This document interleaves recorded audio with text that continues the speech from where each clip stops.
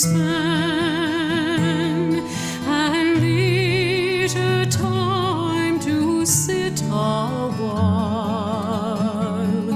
There is a fair maid in this town who sorely has my heart beguiled.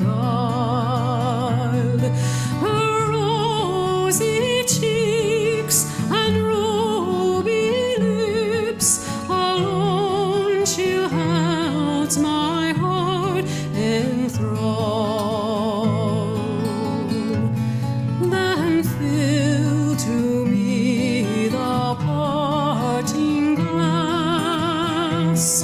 Good night, and God be with you all.